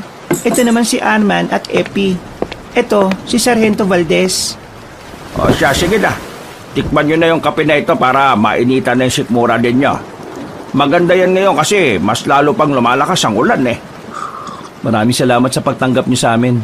Pero wala ka bang ibang kasama dito, Manong? Kasama? Eh, meron. Pero wala sila ngayon dito eh. Sa susunod na linggo pa ang balik. Nagbakasyon sila sa bayan eh. Eh, bakit ba? Wala naman. Nabahala lang kasi ako kasi mag-isa lang kayo rito. Eh, may mga aswang pa naman gumagala sa gubat. Eh, hindi nyo kailangan mabahala. Kayang-kaya ko naman ang sarili ko eh. Intindihin nyo mga sarili ninyo. Kasi kayo mga bata pa. Marami pa kayong dapat gawin sa mundo. Magsasalita pa sana si Arman nang bigla na lamang siyang nakaramdam ng pagkahilo. Pagtingin niya sa mga kasama niya ay umiikot na yon sa paningin niya. Natapon na ang kape na iniinom niya. Ilang sandali lang ay nahilo na rin si Mariposa at Epi, habang si Sargento Valdez naman ay nanatili pa ring normal. Manong, anong nangyari sa kanila? Anong nilagay mo sa kape? Kinisa ni Sargento Valdez ang baril at itinutok sa matandang lalaki. Nakita na lamang niyang ngumiti ng malapad si Mang Ruperto para itong nang iinsulto. Babarilin na sana ni Sargento Valdez sa matandang yon na makaramdam na rin siya ng pagkahilo. Gumewang-gewang siya hanggang sa bumagsak na rin sa lapag. Wala na silang alam sa mga sumunod na nangyari. Basta't nagising na lamang sila dahil sa amoy na bulok na nalalanghap nila. Natauhan sila nang mapagtantong nakagapos sila sa 4 na bakal. Sinuyod nila ng tingin ng paligid. Nasa parang malaking kusina sila, pero makikita ang mga dugo sa lapag. Wisit, nasan ba tayo? Bakit parang amoy bulok dito? Tingin ko nasa kusina tayo ng mga aswang. Tingnan niyo mga nasa garapon, oh. Nanlaki ang kanilang mga mata nang mapagtantong ulo ng mga taong nakalagay doon. Masuka-suka si Mariposa sa kanilang nakita.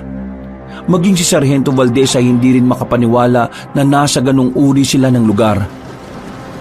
Wisit na matandang yun, ha. Naloko tayo. Sabi ko na nga ba eh. Kaya unang tingin ko pa lang eh, hindi na maganda ang pakiramdam ko sa kanya eh. Kasi tingnan mo, ha, ilang beses siyang nakakita ng aswang pero palagi siyang nakakaligtas. Walang yang kwento yan. Pambata. Makakatakas din tayo dito. Kailangan lang natin tsumempo. E paano nga tayo makakatakas dito? Kasalanan mo to eh. Kung di sana tayo nakisilong doon, eh di sana wala tayo dito. Puro ka namang paninisi. Wala ka namang maibigay na magandang solusyon kanina eh. Huwag ka kasing bida-bida. Hindi mo kami tauhan, no? Hindi ako nagbibida-bida. Mukha kasing wala kayong balak mag-isip ng paraan kung paano tayo makakatakas sa mga aswang eh. Tumigil na nga kayo. Nakagapos na nga tayo dito. Ganyan pa rin kayong dalawa. Para naman kayong mga bata eh. Huwag nyo na sayangin ang lakas nyo sa pakikipagtalo. Ilaan nyo na lang yan para mamaya. Kailangan natin gumamit ng puwersa dahil wala na tayong mga armas eh. Ganito ang gagawin natin. Kapag kinuha nila tayo, papalagan na natin. Wala na tayong magagawa kundi sumugal. Kung hindi tayo susugal baka mailuto tayo dyan. Paano nga tayo papalag kung nakagapos sa mga kamay natin? Bakit? Wala ka ba mga paa? O baka nakaasa ka lang sa kamay mo? Hindi ka ba naturuan gumamit ng paa sa pagsusundalo ninyo? Lahat ng pwedeng magamit natin, gagamitin natin para lang makatakas. Ayoko mamatay dito. Kailangan ko pang makita muli si Commander Tebes. Huminga na lamang ng malalim si Arman. Hindi nagtagal, may dumating na dalawang lalaki. Sa pilitan nilang hinilang babaeng si Mariposa. Nang makakuha ng pagkakataon si Sargento Valdez, ay bigla itong tumayo. Sinipa niya sa pagitan ng hita ang isang lalaki. Nang namimilipit na yun sa sakit, ay saka sinipa ni Sargento Valdez sa muka gamit ang matigas itong bota. Agad itong nawala ng malay. Samantalang ang isang aswang naman ay nagawang patirin ni Arman. Tumama ang mukha ng aswang sa kanto ng lamesa kaya agad namang itong bumulagta. Ayun! Yung kutsilyo! Abutin mo! Sandali lang, wait! Ang layo eh!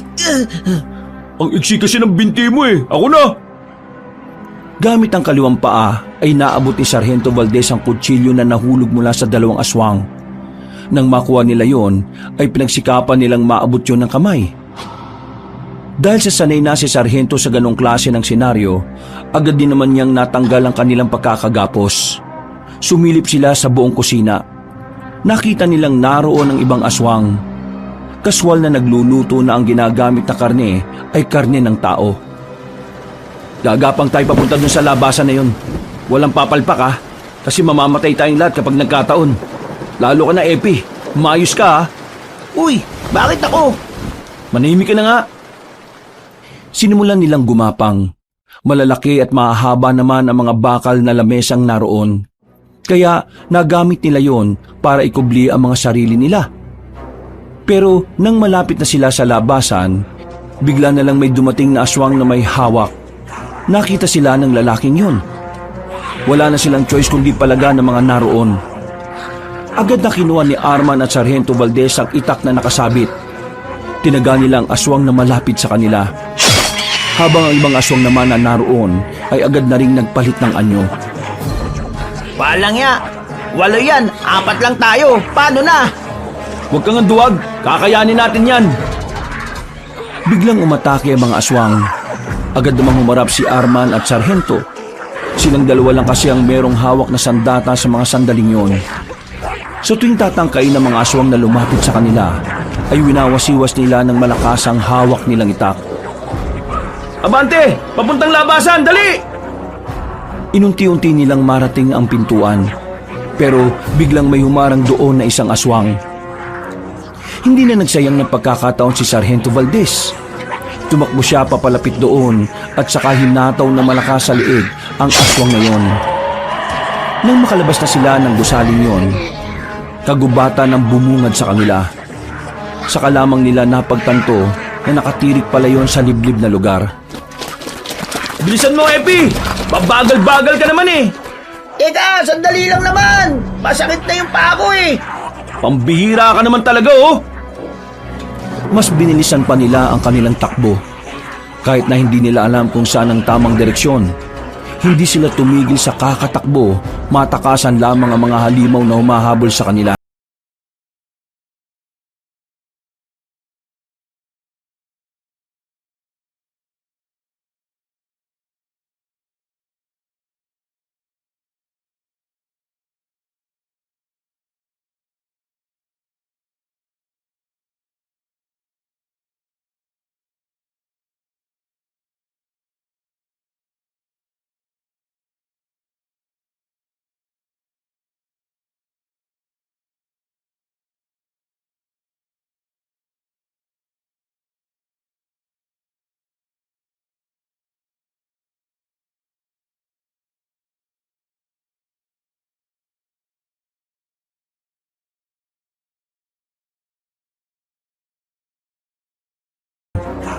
Humarang yun sa daraanan nila kaya wala silang ibang magawa kundi ang pumasok muli sa gusali.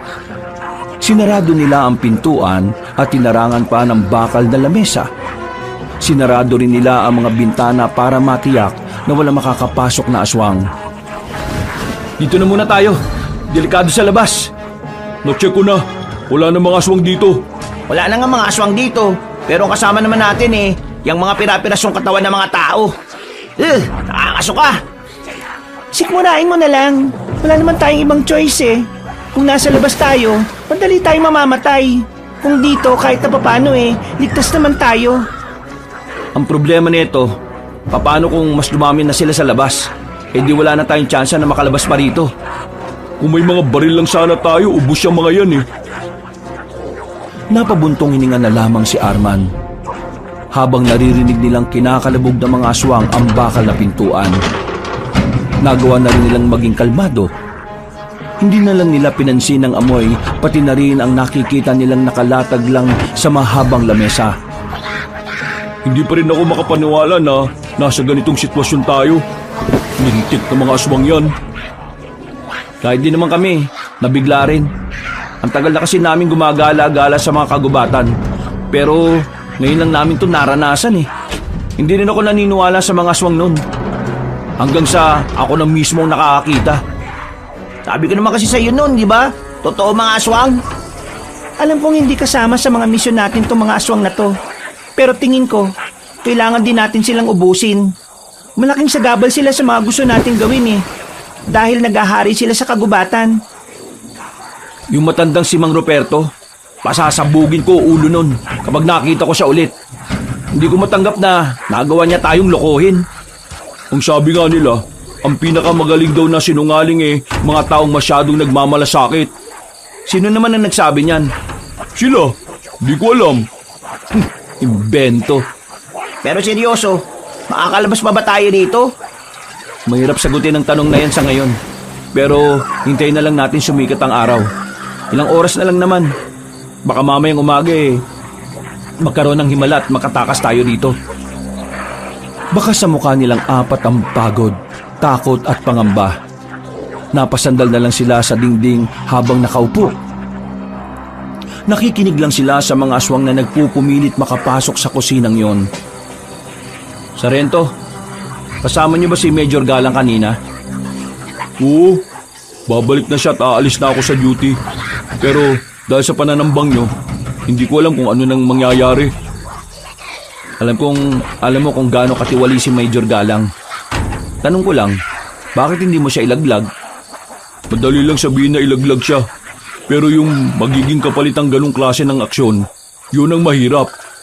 Marami akong kamag-anak. Marami akong kakilala na maaaring madamay kapag binalikan nila ako. Kaya nga kailangan ko rin kayo. Kasi hindi ko magagawang panagutin si Major Galang kung ako lang. Mas masaal pa sa aswang si Major Galang. Hindi ko makakalimutan ang kahayupan na ginawa niya sa mga baryong pinupuntahan niya. Narinig ko na ang kwento sa ganyang gawain ni Major Galang. Pero wala naman ako magawa. Masyadong malakas ang impluwensya niya para ibunyag lahat ng baho niya Makakahanap din ng katapat niyang Major Galang na yan. Si Major Galang ang ani sa militar. Sinisira niyang utak ng mga bago at ginagawa niyang personal na tauhan. Kailangan niyang mawala sa pwesto. Masaya ako na pareho natin gustong mapanagot si Major Galang. Ngayon, naniniwala na akong iba ka nga talaga sa mga kabaro mong siraulo. Marami pa matitinong sundalo at pulis na kagaya ko. Karamihan sa kanila, pareho kong walang kapangyarihan ng boses. Kaya nag-aabang na lang kami ng kakampi para makapagsalita. Kaya kailangan natin makaalis dito. Kailangan natin makaligtas para maisigawa natin ang gusto natin mangyari. Ang tanong, paano tayo makakalis dito? Tingnan nyo yung mga aswang sa labas Parang mga gutom na gutom Biglang namayani ang katahimikan. Parang may dumaan na anghel. Tumahimik din ang mga aswang sa labas sa hindi nila malamang dahilan. Pero hindi pa rin sila lumalabas. Pakiramdam kasi nila ay patibong lamang yon. Nanatili lang sila sa loob. Pinapakiramdaman ng paligid. Mga ilang sandali lang, narinig na nila ang pamilyar na boses ng matanda. Nanggigil agad si Arman. Gustong gusto niyang gantihan si Mang Ruperto pero kinakalma na lamang niya ang sarili. Buksan niyo ang pinto! Hindi dapat kayo nagluluto dyan! Hoy, sira ulo matandang aswang! Kapag naawakan kita, bibigwasan kita para ma-dislocate yung mga ribs mong marupok. Kung hindi kayo lalabas dyan, kami na lang ang kusang papasok! Sige, subukan niyong pumasok. Makikita niyong hinahanap niyo. Kahit buksan niyo ito o hindi, mamamatay pa rin kayo! Kaya kung ako sa inyo, tanggapin niyo na lang ang kamatayan niyo para wala na tayong maging problema!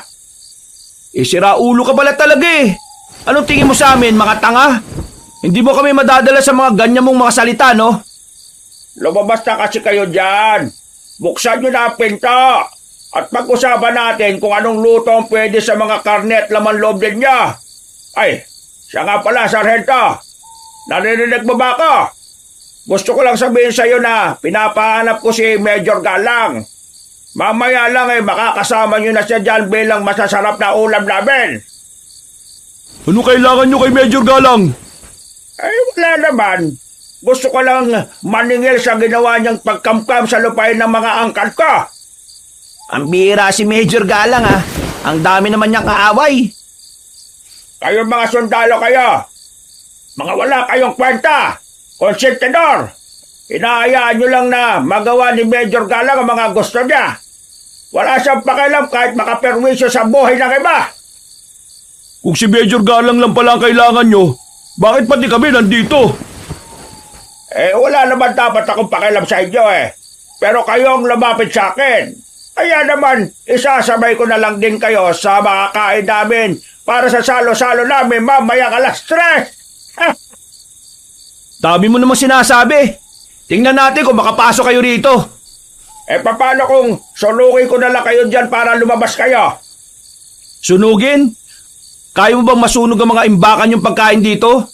Mukhang dito yata imbakan nyo Buwisit talaga ang mga tao kahit na kailan no? Mga buwisit kayo! O ano, hindi mo rin kaya, di ba? Biglang nanahimik ang matanda sa labas. Mga ilang sandali lang, biglang kumalubog ng paulit-ulit ang pintuan. Sinusubukan ng mga aswang na makapasok sa loob. Pero dahil masyado mabigat ang mga nakaharang at meron ding kandado makapal, walang magawa ang mga yon kundi umangil ng umangil. Walang magagawa ang mga yan. Mapapagod na lang sila. Noong mga sandaling yon, naging kampante silang hindi na sila mapapasok ng mga aswang. Napapabuntong hininga na lamang si Arman. Kahit kasi nasa ligtas na lugar sila, wala naman silang kasiguraduhan kung makakalabas pa sila roon. Walang ibang paraan para takasan ng mga aswang. Bagay na nagdudulot ng kawalan ng pag-asa sa kanila. Makalipas ng ilang oras, sumapit na rin ang alas 5 na madaling araw. Wala silang naririnig na tilaok ng manok sa labas. Pero naririnig nila ang mga aswang na umaalulong na parabang mga aso. Pagkatapos ng mga alulong na yon, bigla silang napatayo sa kanilang narinig. May nagratrat ng baril sa labas. Naririnig din nilang nagpulasan ng mga aswang. Pero karamihan sa mga yon ay nakipagsabayan kaya mas sumaba ang pagpapaputok ng baril. Ha? Ano yun? Baka mga kasama ninyo. Di ba yung mga kasama namin nakaharap nila Major Galang? Paano sila makakarating dito? Sumilip sila sa kaunting uwang sa bintana. Nakita nila mga armadong lalaki sa labas na nakasuot ng uniformeng kagaya ng kay Sargento Valdez. Nung una ay nakaramdam sila ng tuwa dahil may pag-asa na ring makalabas sila. Mga sundalo, kasamaan mo, Sargento. Teka lang, kung mga sundalo sila, mayayari tayo. Itong sarhento lang ang baka iligtas. Sargento, anong gagawin namin?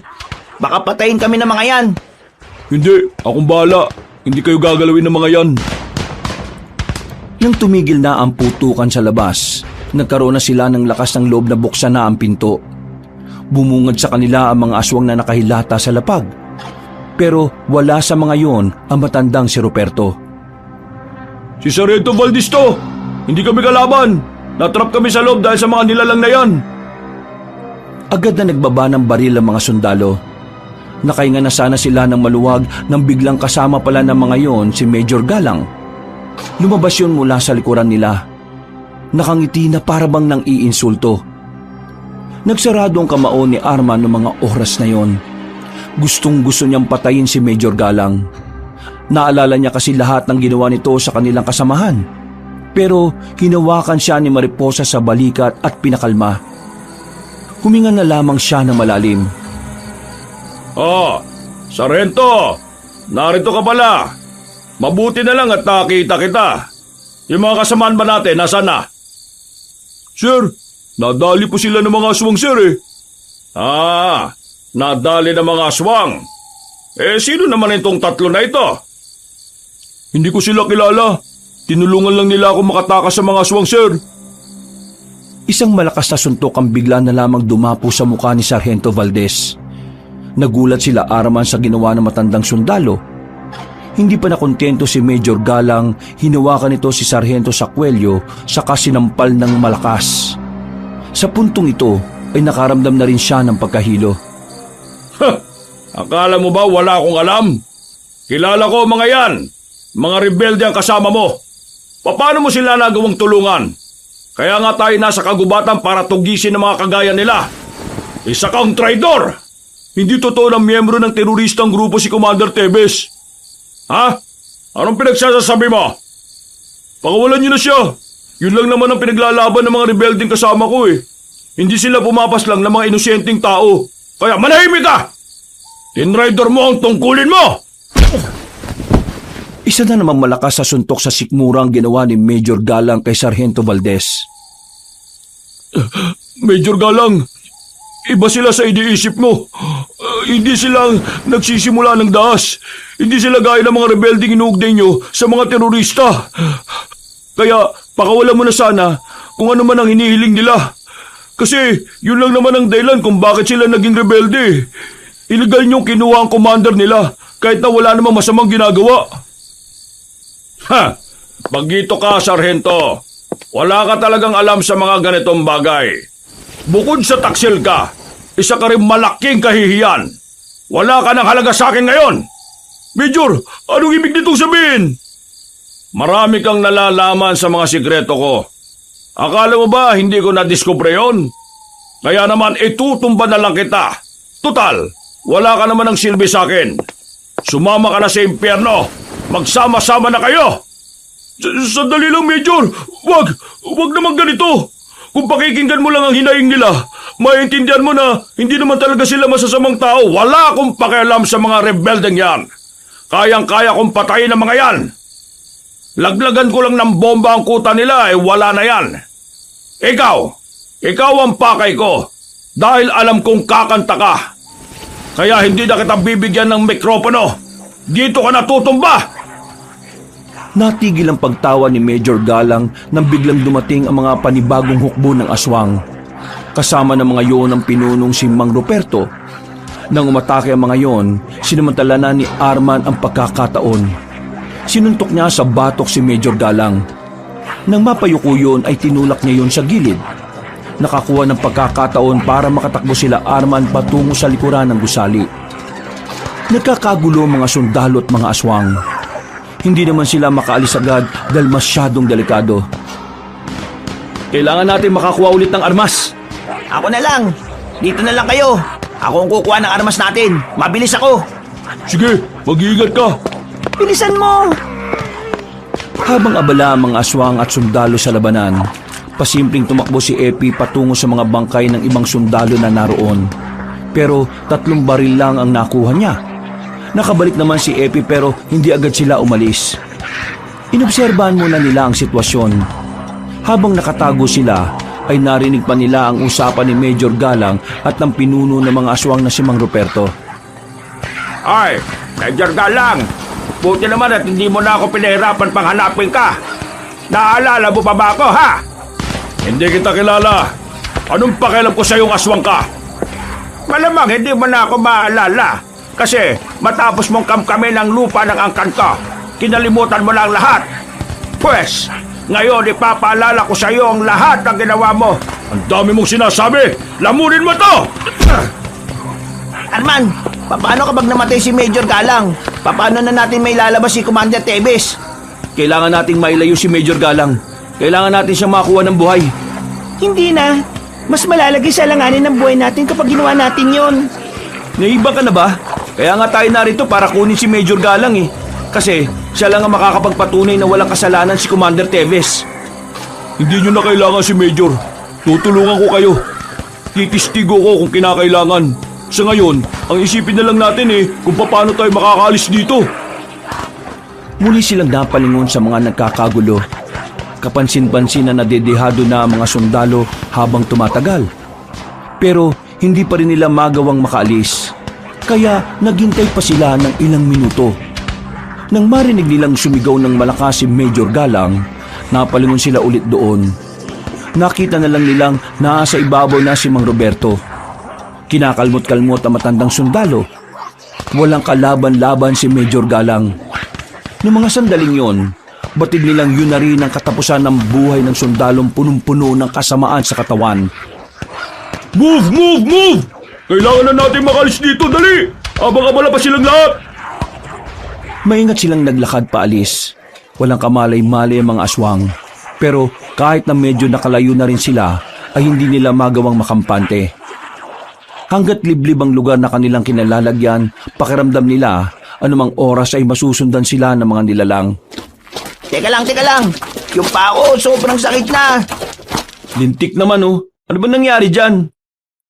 Nang tingnan nila ang paa ni Epi, nakita nilang namamaga na ang sugat. Nagkukulay ubi na rin dahil ilang beses na rin yung nalamog. Kaya mo pa bang maglakad? Oo, kaya ko pa naman. Pahinga lang ng konti. Kulay ubi ng paa mo. Pero hindi naman dumudugo.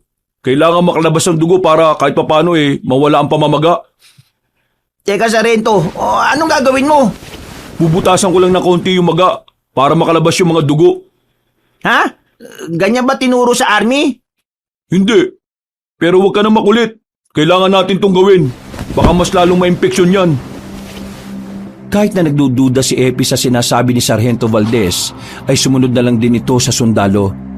Napasigaw na lamang sa sakit si Epi nang butasan ng sarhento ang kanyang paa. Pero maya-maya lang, naramdaman ni Epi na parang nabawasan ng kaunti ang sakit. Maraming salamat, Sargento ah. Walang anuman. Saan na ba tayo ngayon? Diretsuin na lang natin to. Hindi naman natin to nadaan kanina eh. Kakagat na rin naman ang liwanag. Inalalayan na lang nila si Epi at saka nag-umpisa na rin maglakad-lakad. Hindi nagtagal, tuluyan na ngang nag-umaga. Dahil maliwanag na ang paligid, ay agad na rin naman nilang nakita ang kalsada. Nagmamadali silang tumungo roon sa pagbabaka sakaling may mapapadaan na sasakyan. Pero sa kasamaang palad, wala ni isang sasakyan ang lumitaw. Kaya naman, wala silang magagawa kundi ang lakarin ng kahabaan ng kalye. Dakong 9:00 ng umaga, meron na silang narating na maliit na komunidad. Agad silang pumasok doon at dahil nakauniforme pang sundalo si Sargento Valdez, ay madali silang nilapitan ng mga tao. Tinulungan sila ng mga yon.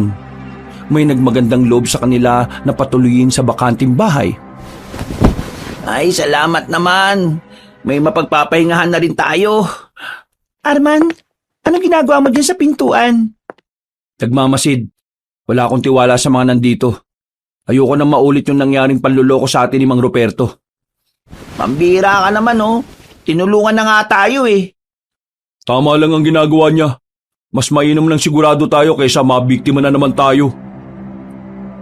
Ng mga sandaling yon, nakapagpahinga sila kahit na papaano. Pero hindi nila magawang makatulog. Parang kada 10 minuto kasi ang may darating na tao para kumustahin sila. Ang pagpapahingang yon ay inabot ng gabi. Alam naman na nila ang daan patungo sa sakayan. Pero hindi agad sila makaalis dahil biglang inapoy naman ng lagnat ang lalaking si Epi. Inasikaso na muna nila ang binata. Pero hindi nila inakala na ang pananatili pala nila roon ay mauuwi na naman sa panganib. Bandang 8:00 ng gabi, narinig na lamang nilang natataranta na ang mga tao sa labas. Pagsilip na mariposa, nagulat na lamang silang lahat nang makitang paparating na ang mga aswang. Pinanggungunahan yun na matandang si Ruperto, na sa mga sandaling yon, kulay itim na ang buong katawan. Ang buhok naman ito ay may kahabaan ng bukod tanging kulay puti. Nagtakbuhan ng mga tao at sinisigaw ang salitang gabunan. Base sa pagkakaunawa nila, ang gabunan ay isang uri ng aswang.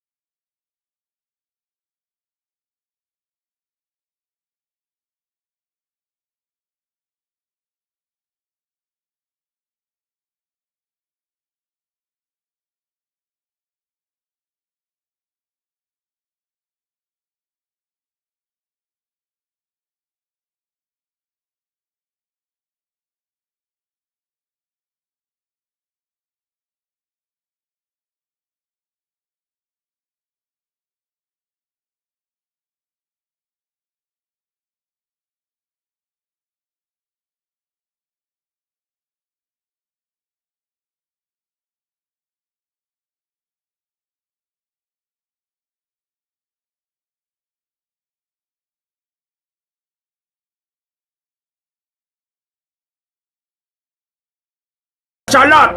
Kayong tunay na gumugulo sa buhay ng iilan, mga alagad ng batas o alagad ng mga tiwaling tao.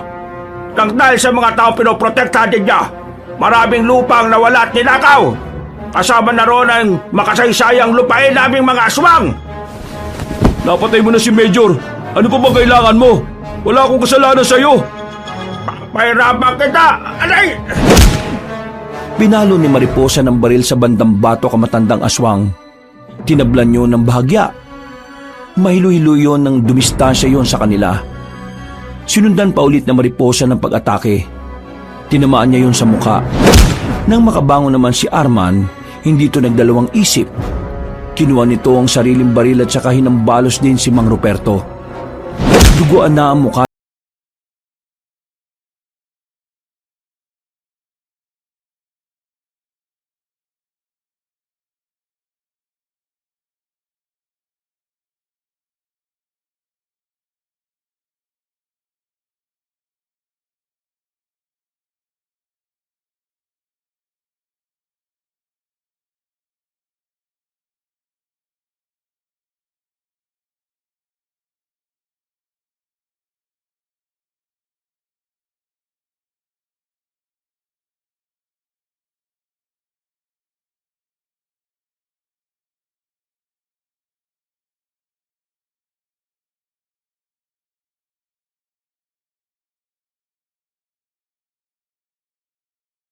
Niyang paslangin, kaya umalis ka na.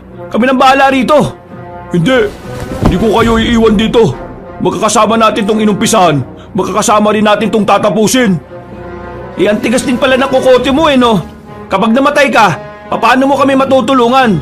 Sige na, umalis ka na. Hindi ako alis. Sasama ko kayo hanggang dulo. Anong pinag-uusapan niyo dyan? Nilapitan sila ni Mang Ruperto. Sinubsob ang mukha ni Sargento Valdez sa lapag. Habang si Arman naman ay sinipalang palayo. Hindi ko inakala na papahirapan niyo ako ng ganito Pero ngayon, tatapusin na kita binatang sundalo. Ikaw ang matatapos ngayon, tanda! Napalingon sila nang dumungaw si Epi sa bintana. May hawak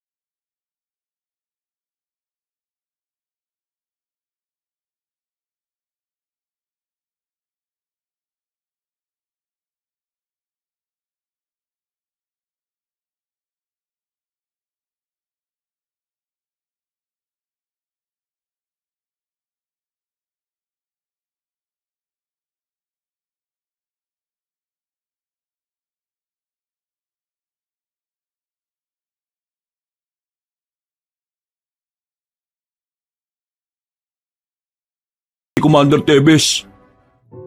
Napangiti na lamang si Commander Ligaya sa narinig nito.